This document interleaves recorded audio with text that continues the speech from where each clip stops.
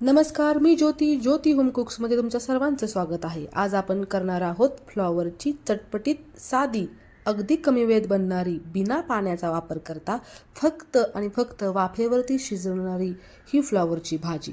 ही जर तुम्ही घरामध्ये केली तर ज्याला कोणाला फ्लॉवरची भाजी आवडत नाही तोही 2-3 चपात्या खाल्ल्याशिवाय उठणार नाही, ही गॅरंटी माझी. चला तर बघूया यासाठी आपण कोणती प्रोसेस करतो. सगळ्यात अगोदर फ्लॉवर हा बारीक कट करून घ्यावा. नंतर एक गॅसवरती भांडं ठेवावं, त्यामध्ये पाणी घालून त्यात 2 चमचे मीठ घालावे आणि फ्लॉवर त्यामध्ये टाकून द्यावा. एक उकळी काढून गॅस बंद करून घ्यावा. उकळलेला फ्लॉवर हा झाऱ्याच्या मदतीने दुसऱ्या भांड्यामध्ये काढून घ्यावा.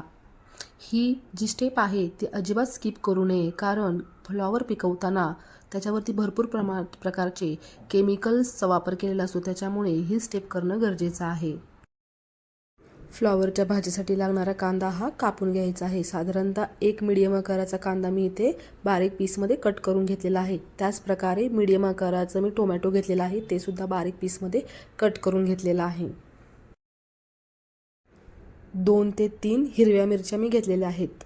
याने भाजीला छान असा फ्लेवर येतो. तुम्हाला जर भाजी तिखट नको असेल तर तुम्ही मिरची स्किप करू शकता. त्यानंतर थोडीशी अशी कोथिंबीर घ्यायची आहे, तिला सुद्धा छान असं चॉप करून घ्यायचं आहे. सर्व इन्ग्रेडियंट असे बारीक छान चॉप झाल्यानंतर आपल्याला कढीपत्ता लागणार आहे, तो सुद्धा घ्यायचा आहे. कढीपत्त्याचा वापर केल्याने भाजीला असा छान असा फ्लेवर येतो. चला तर सर्व सामान जमा झालेलं आहे. आता भाजी फोडणी करून घेऊ. त्यासाठी सर्वप्रथम गॅस लावून घेऊ.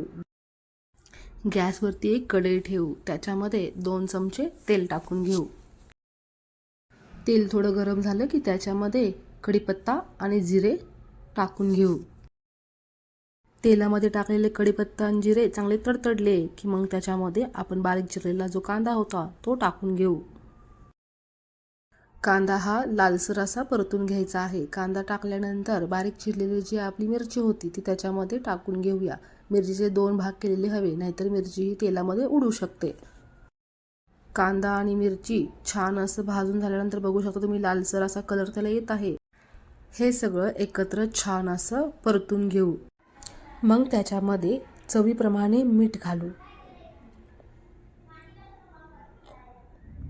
नंतर लसूण खोबरं, हळद, लाल तिखट 1 चमचा आणि कांदा लसूण मसाला 2 चमचे. जर तुम्हाला कमी तिखट हवं असेल तर तुम्ही लाल तिखट हे कमी घालू शकता. हे सर्व मसाले तेलामध्ये 1 मिनिट छान परतून घ्यायचे आहेत. काळजी घ्यायची की हे मसाले जळले नाही पाहिजेत. मसाले छान परतून झाले की त्याच्यामध्ये आपला फ्लॉवर हा मिक्स करून घ्यायचा आहे. फ्लॉवर हा छान प्रकारे मसाल्यामध्ये परतून घ्यायचा आहे आणि त्याच्यावरून कोथिंबीर घालायची आहे आणि झाकण लावून हे शिजण्यासाठी ठेवायचं आहे. इथे पाण्याचा वापर करायचा नाही. काही लेडीज आहे ते ह्या स्टेपला पाणी घालतात, परंतु आपण ह्या वाफेवरती शिजवणार आहेत. फक्त वाफेवरती शिजवायचं आहे. त्याच्यामुळे काळजी घ्यायची की खाली हा लागला नाही पाहिजे आणि अधूनमधून झाकण उघडून हा सतत हलवून घ्यायचा आहे. ही जी फ्लॉवरची भाजी आहे ही इतकी अप्रतिम आणि स्वादिष्ट लागते. ही तुम्ही भाकरीसोबत, चपातीसोबत, वरण भातासोबत, नुसत्या भातासोबत सुद्धा खाऊ शकता. ही भाजी घरातील लहानांपासून मोठ्यापर्यंत सर्वांना आवडेल याची गॅरंटी माझी आहे, जर तुम्ही ही भाजी मी सांगितल्या पद्धतीने केली तर.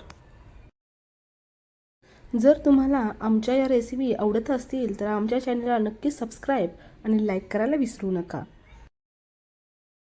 आणि तुम्हीही नक्की ही भाजी ट्राय करा आणि मला कमेंट बॉक्समध्ये नक्की सांगा की तुमच्या घरच्यांना ही भाजी आवडली की नाही.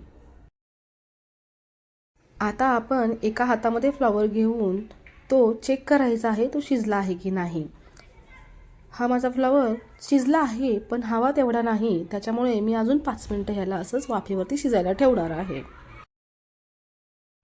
व्हिडिओ दाखवल्याप्रमाणे तुम्ही जर भाजी केली आणि ती मुलांच्या टिफिनमध्ये किंवा हस्बंडच्या टिफिनमध्ये दिली तर भाजी माघारी येणार नाही याची गॅरंटी मी देते. कारण की आता आपली चटपटीत अशी फ्लॉवरची भाजी तयार झालेली आहे. आता हिला बाउलमध्ये घेऊन बघूया.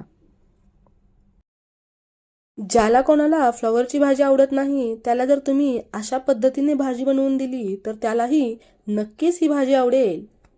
अशी ही चटपटीत अशी ही आपली फ्लॉवरची भाजी आहे. ही चटपटीत अशी फ्लॉवरची भाजी आपण गरम गरम भाकरी, चपाती किंवा वरण भात, नुसता भात याच्या सोबत सुद्धा आपण ही खाऊ शकतो. इतकी जबरदस्त आणि भन्नाट अशी लागते. तुम्हाला आमचे व्हिडिओ आवडत असतील तर नक्कीच आमच्या चॅनेलला सबस्क्राईब करा आणि लाईक करायला विसरू नका. आणि कमेंट बॉक्समध्ये ही भाजी बनवून झाल्यानंतर तुमच्या घरच्यांची काय प्रतिक्रिया आहे हे नक्की मला सांगा. Thank you for watching.